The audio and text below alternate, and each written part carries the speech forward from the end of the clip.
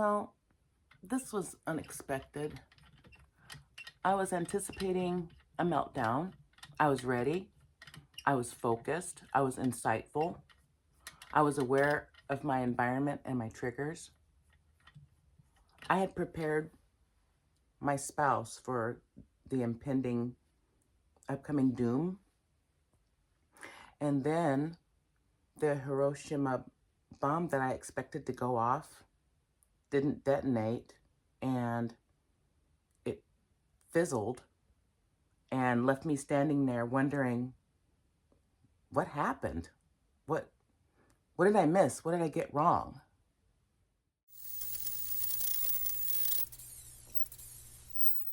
Now I understand a little more. It's weird. I'm late diagnosed autistic, y'all know that, and ADHD. So, I mean, I've just found out recently about my autism. It's been like, I don't know, 6 months. I'm still new and I'm still learning. And, I miss a few things every now and then, or, misunderstand the information because, that's what we do. And now that I'm looking back on it, wondering what happened to the meltdown, I was in the meltdown while I was trying to prepare for the meltdown. I was already there. And how do I know that? Well, first off, I rewatched my video and I was like, oh yeah, I was definitely in a meltdown. If you haven't seen it, I think it's the one before this one. I don't remember. But what I do know is I didn't realize I had been living through the meltdown until just recently, because now I'm just exhausted, and I glided past the meltdown, and now I am deeply seated into a shutdown. I have shut down completely, just turned off. And I had to write it all down because, you guys, I've been exhausted. I don't have a brain, but I wanted to get on here and just ramble about what just happened because it caught me off guard a little bit, because I was preparing for something else and then realizing that I was going through it at the time, and now I'm in this mode, is a little bit of a surprise. A little bit of a surprise, I wasn't expecting it. So I wrote down everything I wanted to talk about. First off, I've been reduced to, digging out old lamps and cleaning lamps and taking them apart and toying with the idea of teaching myself to rewire, because I'm bored. But anyway, these are some things that I wrote down that I wanted to talk about. And yes, it's dark in here. I don't have any lights on in here. It's just the lights from my 2 windows, because that's all I want right now. So, and I'm giving myself everything I think I want. So anyway, I've been under extreme fatigue for like, I don't know, 3 or 4 days. I can do nothing but just sleep. My eyes are tired all the time, like I just woke up. You know that sleep that feels so good, but you wake up too early and your eyes are just that burning, sleepy Sandman type feeling all day, 24/7. That's when I realized that I was in a shutdown. I became even more exhausted because I had been trying to stay ahead of potential triggers for the meltdown, which exhausted me. I was waiting for the actual meltdown. Instead, I got blindsided by a shutdown. I couldn't keep up with my environment, anything within my environment. You name it, I couldn't keep up with it.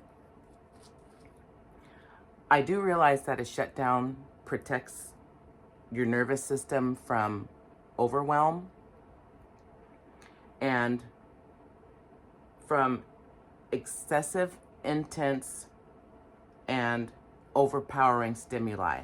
I had to write that down. You see why? That's a lot. I never would have got that out.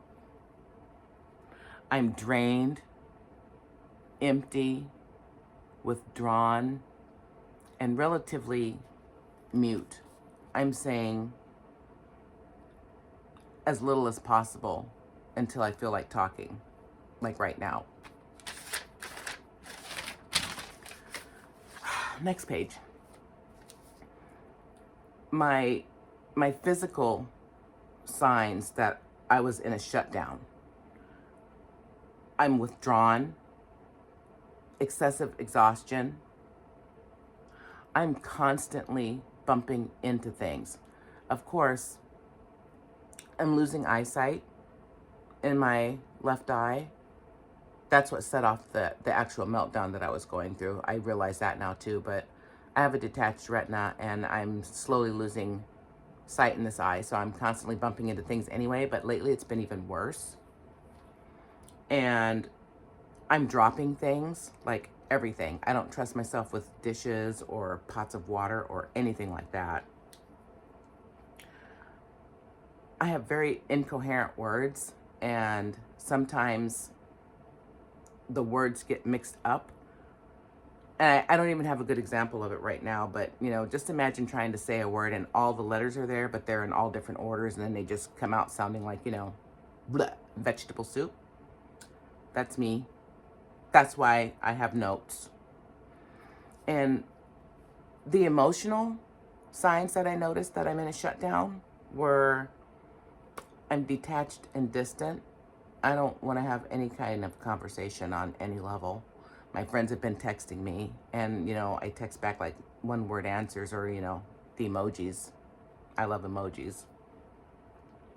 I've been struggling with my emotions. I don't know if I want to be angry, or do I want to cry, or do I want to scream, or do I want to whimper?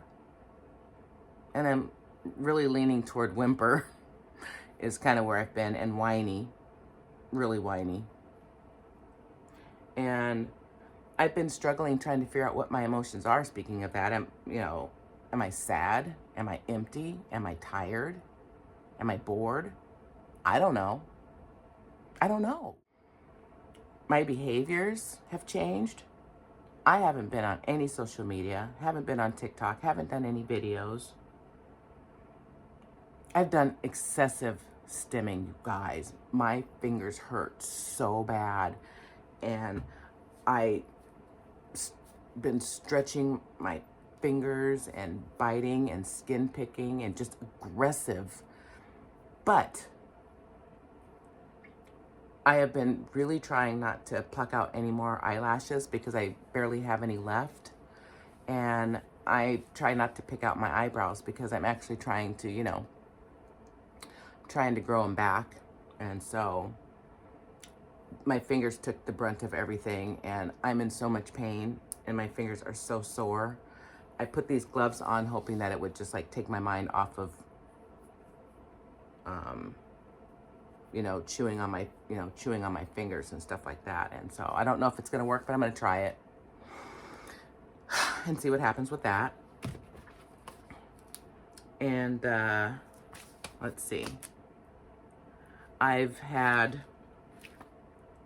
tons and tons of sensory triggers. I mean, everything is bugging me. Back in my jammies, because they're the most comfortable thing I own right now. And, so I'm doing that, and I've got my choker on. I actually made a new choker because my other one was getting a little old. And so, I have these that I can mess with, and so that's been doing that. I've had a lot of unmet needs. I haven't been taking care of myself. I haven't done any self-care. I don't care to self-care right now because, like, who cares? I don't, and that's all that matters right now. I've had a lot of change in my routine, which should have been a trigger also to my behaviors. I've had problems with health insurance. I can't see my therapist anymore because Medicare doesn't cover for her. So I've been on my own, and so that's a trigger. I've had a shit ton of doctor's appointments out of the norm, and having to drive more places than usual, and address the losing my eyesight here. That had to be taken care of. And so with all that said, now I look back and I can see that I was already living in the meltdown that I thought was coming. I was already there. It just appeared differently. It looked different. And it didn't dawn on me that our meltdowns and our shutdowns can look and feel different depending on what's going on and depending on how we're getting to the root cause of the meltdown or the shutdown. See what I'm saying?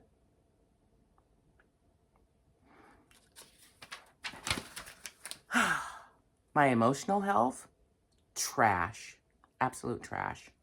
It's non-existent. My physical health, constant headaches, tired, sluggish, lethargic. I feel fat and uninspired and reckless and worthless. All the less words you can think of. The LESS, just put it after whatever. And my increased sensory issues, like I said, are just off the chain. Smells, sound, taste, textures, feeling things. Like just not too long ago, I'm fixing a bean stew in my crock pot so I don't have to, think. And I get a towel out to put the lid on, when I'm stirring. And the towel that I use is a microfiber towel, and I don't like the feeling of those, but it's one that I can use for cooking that I can get dirty and stained and all those other things because I literally don't use it. But today I had to touch it, and it I almost cracked in two because the sound of it and it just sticking and snagging, on dry skin and fingertips and all of this damage. It was just horrible. What am I doing to recover? That's a big one.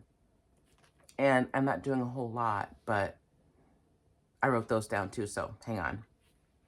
More new notes. The biggest thing I'm doing right now for my recovery is prioritizing recovery time. Period. End of story. However long it takes is how long the recovery takes. And I'm not going to feel guilty about it. And I'm not going to discuss it. I'm just going to do it. And I'm going to take as long as I want. I surround myself with people who love me, which is one person. And that's my husband. Because not only does he understand, but he supports me 100% through all of my meltdowns and my shutdowns.